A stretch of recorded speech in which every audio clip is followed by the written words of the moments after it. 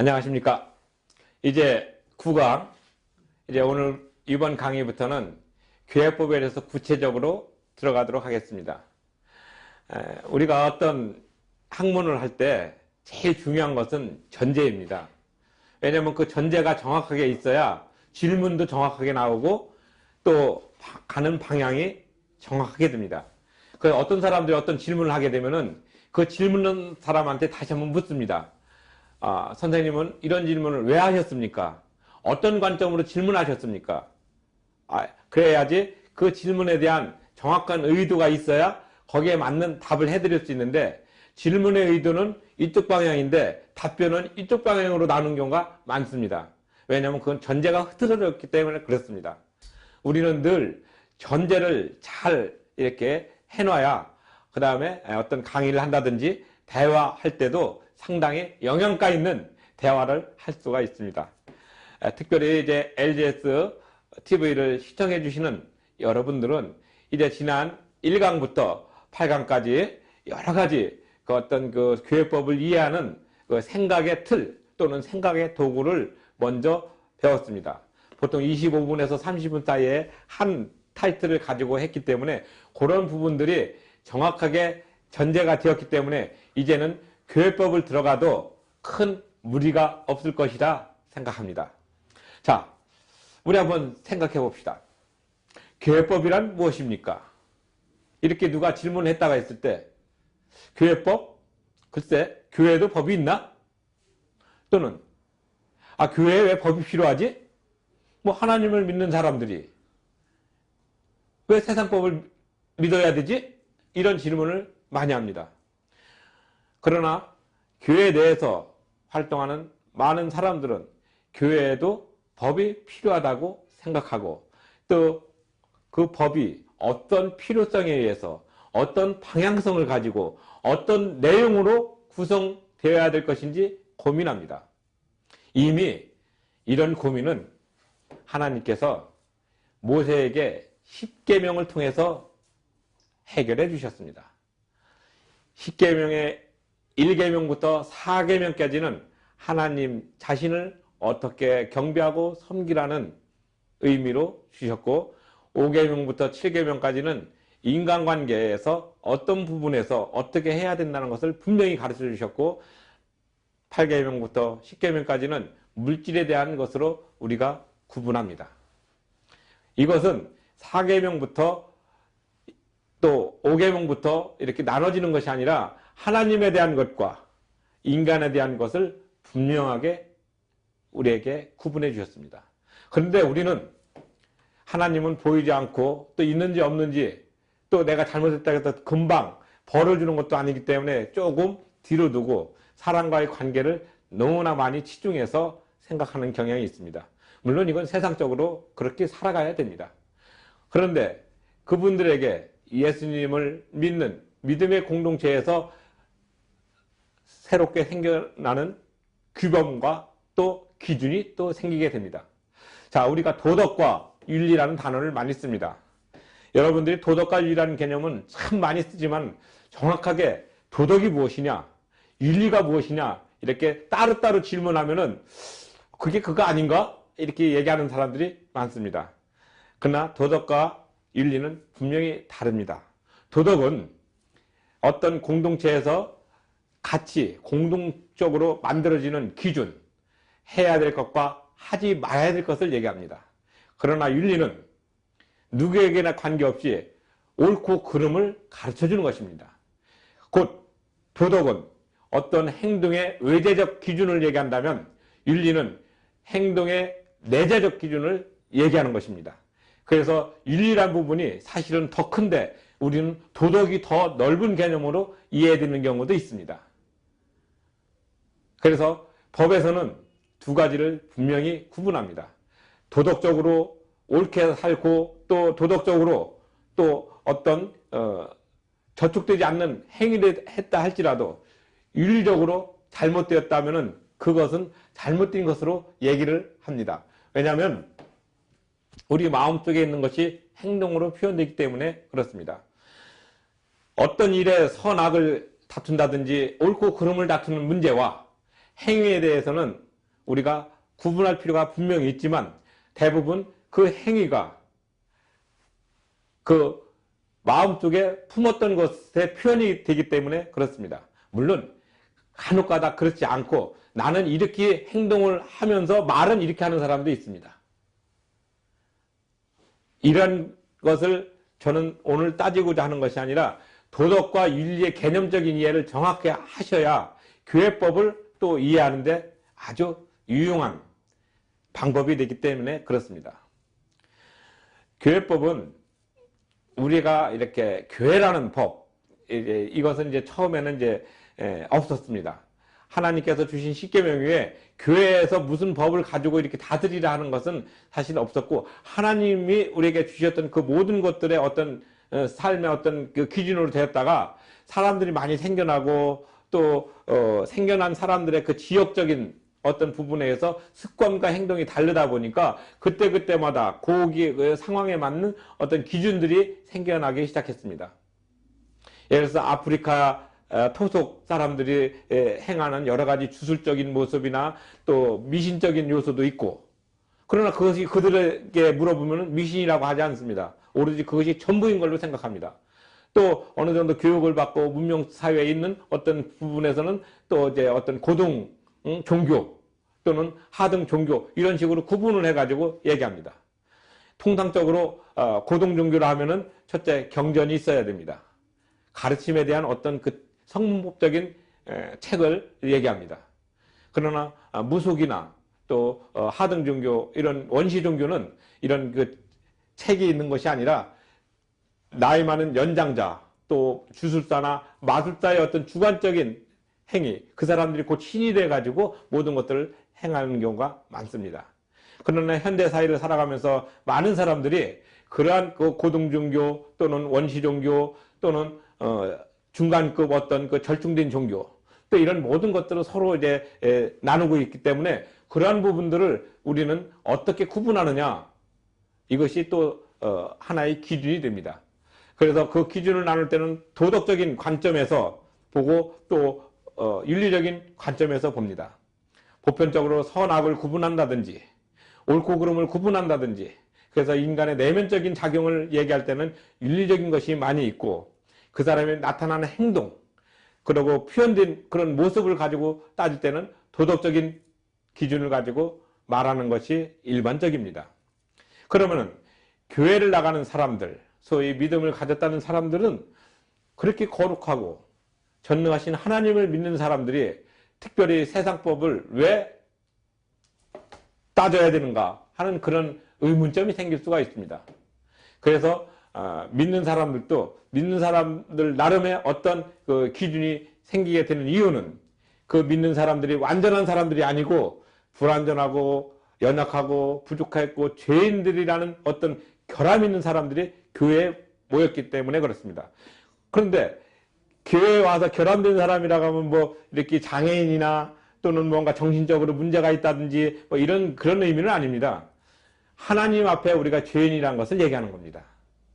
근데 우리는 하나님 앞에, 절대적인 하나님 앞에 우리가 죄인이라는 생각을 갖고 모여있는 그런 그 그런 무리, 그런 그 어떤 행동, 어떤 습관을 가진 그런 곳이 교회입니다. 물론 교회의 의미는 예수님께서 이 땅에 구원의 방편의 어떤 도구로 교회를 주셨습니다.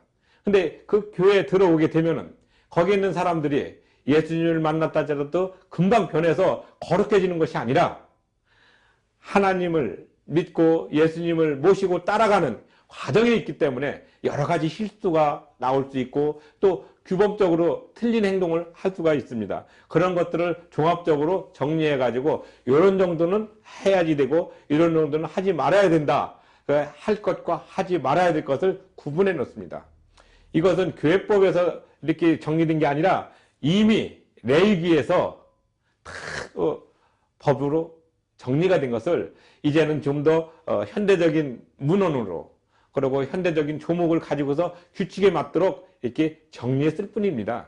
그래서 처음에 교회법 하면은 캐논이라는 용어를 씁니다. 캐논법, 이게 교회법입니다. 그래서 캐논법, 하면 그 캐논이란 것은 기준이란 뜻이죠. 그리고 지팡이란 뜻도 있고, 그리고 또 어떤 그 삶의 어떤 척도가 되는 것입니다. 그래서 교회법은 바로 삶의 척도가 되고 삶의 기준이 되고 이런 모든 것들인데, 이 교회법의 중심은 예수님, 그 하나님의 법입니다. 우리는 이러한 것들을 이제 간과하고 가볍게 여기고 이제 교회법이라는 그 우리 실생활적인 것을 크게 생각했습니다. 근데 이제 우리 개신교에서는, 우리 기독교에서는 교회법이 구체적으로 나타난 것은 이제 1600년대부터입니다.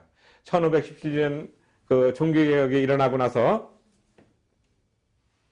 교황의 어떤 교지가 잘못된 것이 많았습니다. 그리고 그 당시 많은 백성들이, 많은 사람들이 성경을 직접적으로 읽을 수 있는 능력이 없었기 때문에 그 신부나 또는 그 사제들에 의해 가지고 너무나 독점적으로 이용을 되다 보니 어떤 말씀에 대한 깊이 있고 그 본뜻이 되는 게 아니라 그 시대에 맞도록 교황과 또 추기경과 또 사제들의 어떤 그 인식에 의해 가지고 성경이 재단되고 성경이 평가되고 성경이 우리한테 가르침을 받았습니다. 그래서 많은 사람들이 몰랐기 때문에 또 무지했기 때문에 성경을 접할 수 있는 기회가 없었습니다.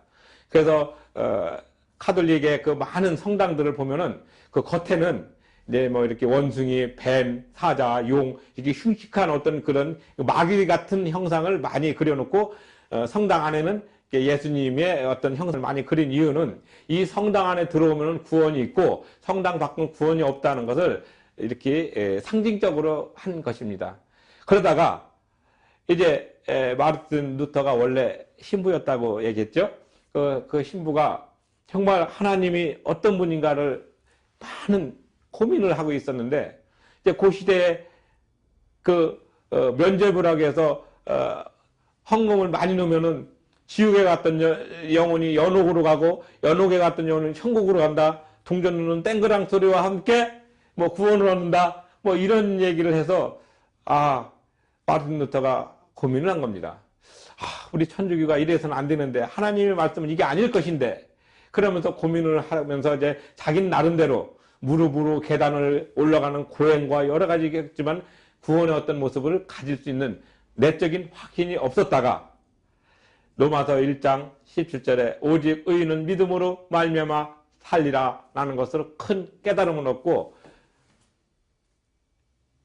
천주교가 행하는 여러 가지들이 잘못됐음을 고발하는, 그리고 고쳐야 되는 얘기를 뷰텐베르크 성문 앞에다가 95개 조항을 썼습니다.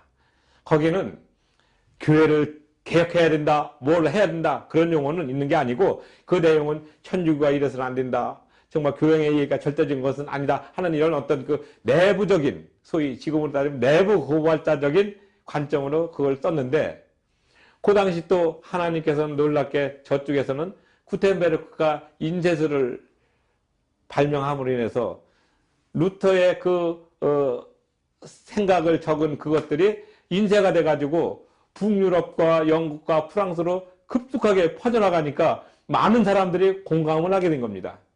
그래서 시민적 의식이 갑작스럽게 높아지면서 여태까지 우리가 믿던 하나님, 이것은 뭔가 잘못됐구나.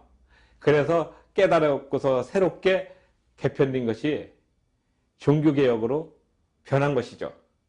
그리고 종교개혁으로 변하면서 또 하나님은 또 뭘 준비하시냐면 독일에 30년 농민전쟁을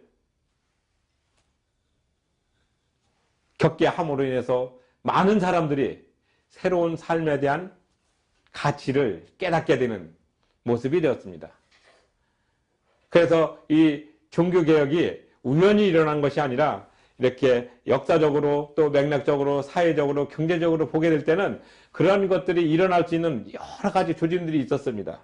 물론 종교개혁 이전 100년 전에 후스가 체코에서 그런 어떤 그 개혁적인 모습, 하나님을 향한 어떤 뜨거운 열정이 있었고, 또 그러므로 인해서 그것이 계속 사람들 사이에서 축적되고 있었던 것이 1517년 종교개혁을 통해 가지고 확실하게 일어나면서 그 세기를, 15세기를 새롭게 변모시키고, 그때 또 스페인과 포르투갈은 저쪽 신대륙을 항로를 개발하면서 항해 시대를 열었고, 그래서 인간의 이성이 극대화되면서 이제는 하나님에 대한 것도 신부와 교황의 어떤 명령에 의해서 되는 것이 아니라 성경 자체로 돌아가야 된다는 거에, 그것이 중요하다는 걸 깨닫고 오직 믿음, 오직 은혜, 오직 성경, 그리고 하나님 앞에서 나는 누구인가 라는 그런 자각을 하게 되었습니다.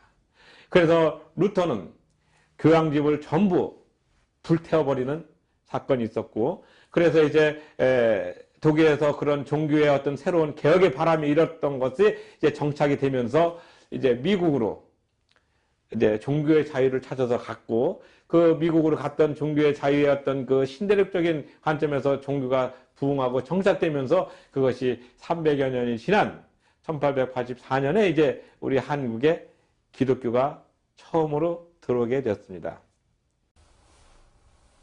잠시 후에 강의를 다시 시작하겠습니다.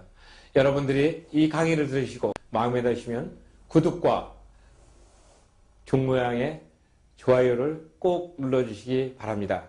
이 교회법계로는 목사님과 장로님과 안수집사님과 권사님들이 꼭 읽어야 될 필독서입니다.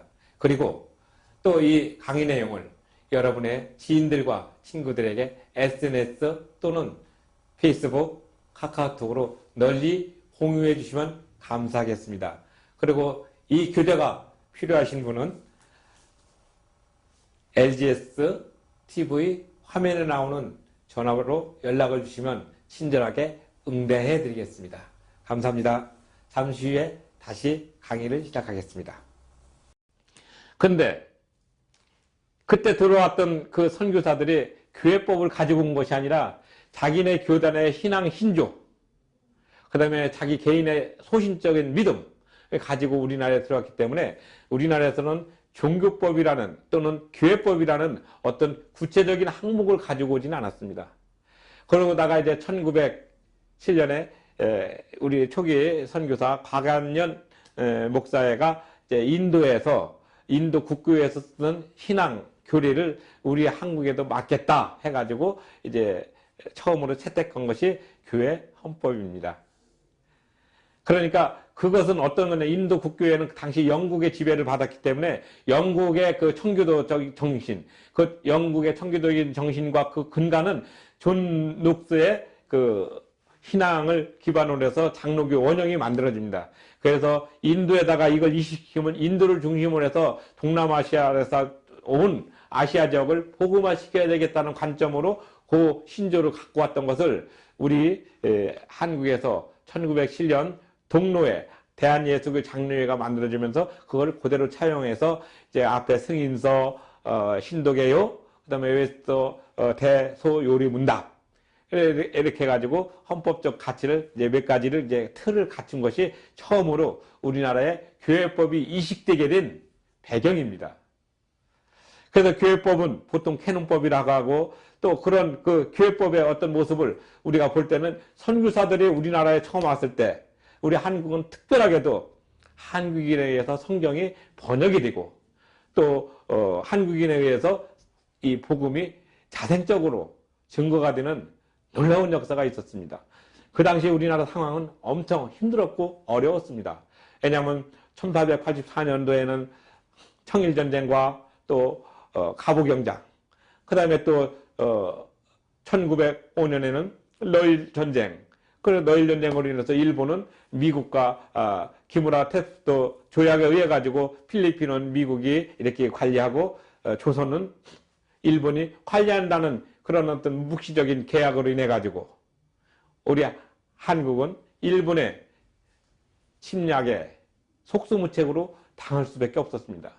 그런 사이에 우리는 교회법을 비롯해서 꾸준하게 교회가 전국적으로 이렇게 산재하면서 발전하게 되는 놀라운 씨앗이 일어나게 되었습니다.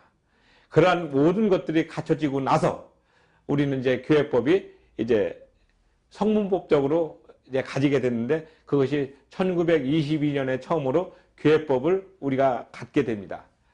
물론 이 책에도 그 부분에 대한 그 조목과 다 나와 있습니다.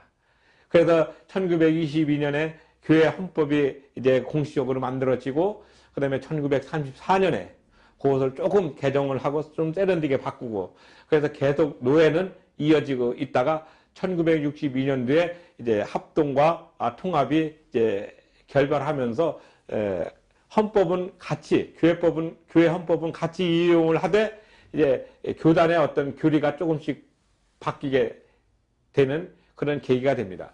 그러고 나서 이제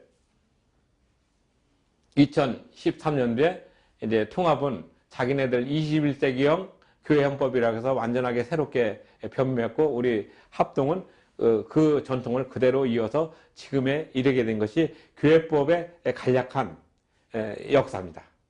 물론 이제 구체적으로 그 안에 들어가야 될 것은 계속 이제 조목별로 또 부분별로 여러분과 함께 계속 나눠질 그런 예정입니다.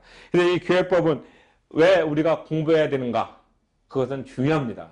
왜냐하면 교회법의 역사는 곧 우리 교회의 역사하고 동일합니다. 그리고 법의 역사라는 것은 선두적으로 나가는 것이 아니라 어떤 규범이 이루어지고 나서 그 습속이라고 하는데, 그런 그 습관과 행동의 어떤 그 틀이 만들어지면은 그것이 오르면은 계속 권장을 하고, 틀리면은 조금 제재하는 그런 쪽에서 좀 뒤에서 쳐져서 법이 계속 만들어지고 있기 때문에 그렇습니다. 그래서 이 교회법은 지금 왜 공부해야 되는가? 여기에서 한번 이제 간단하게 한번 읽어드리면 이런 부분이 있습니다. 종교의 선택은 개인의 신앙을 외적인 표현의 수단으로 많은 사람들이 알고 있다. 반면에 신앙을 가진 공동의 구성원들이 협력해야 하는 조직으로 공동체 안에서 새롭게 구현하고자 하는 개인의 가치와 삶에 대한 깊이를 나누면서 각 개인이 욕망하는 만족을 누리려는 수단으로 만들어진 것이 교회라고 말할 수 있다. 이렇게 제가 썼습니다. 그래서 교회라는 것은 우리가 하나님을 중심으로 예수님을 믿는다는 고백의 공동체가 되지만, 현실적으로는 자기의 삶에 대한 어떤 부분을 나누고자 하는 것도 포함이 됩니다. 왜냐하면은 그때 처음 우리나라에 교회가 들어왔을 때 우리나라가 없었습니다. 소위 공권력이 없었기 때문에 개인이 살아야 되는 소위 각자도상의 삶이었습니다. 왜? 정부가 보호해주지 못했거든요. 정부는 망했어요. 대한제국이 만나고 식민지의 시대를 받게 되니까 개인의 삶은 어디다 의지를 해야 되느냐. 국가에다 의지를 할 수가 없었기 때문에 어디다 의지할 마음 둘 곳이 없었습니다. 그래서 그때는 교회를 통해서 하나님의 역사하심을 기대하면서 개인의 영적인 그런 부분을 해야 되는 아주 어려웠던 시기였기 때문에 개인이 정말 모여서 했던 그런 모습들이 우리가 생각하는, 그리고 지금 우리가 느끼는 이런 교회의 모습과는 전혀 다른 관점에서 바라봐야 됩니다. 그래서 우리는 교회법을 공부하는 것은 곧 우리 역사를 공부하는 것입니다. 역사는 무엇입니까? 우리가 잘 아시는 것과 같지 않습니까? 역사는 과거를 보면서 현재를 바라보고 미래를 가늠할 수 있는 귀한 어떤 도구인데, 우리가 역사를 모르면 어떻게 됩니까? 똑같은 실수를 하더라도 우리가 거기에 대한 대책을 세울 수가 없기 때문에 역사를 배웁니다. 그래서 항상 우리는 역사, 그 다음에 문학적인 이해, 철학적인 사고, 이 부분이 어우러져 가지고 있어야 모든 것들이 바르게 살아갈 수 있는 가치를 따집니다. 그것이 윤리입니다. 근데 우리는 역사를 모르고 지금에 와서 내가 잘 먹고 잘 살고 있기 때문에 그거 과거를 알아서 못해, 그렇게 얘기하는 분도 많습니다. 심지어 60년대, 50년대 말 60년대 막 어렵고 힘들어서 하루에 2끼 먹었다고 얘기하니까 안 믿습니다. 아, 라면 먹으면 되지. 라면은 1963년도부터 나왔거든요. 그렇습니다.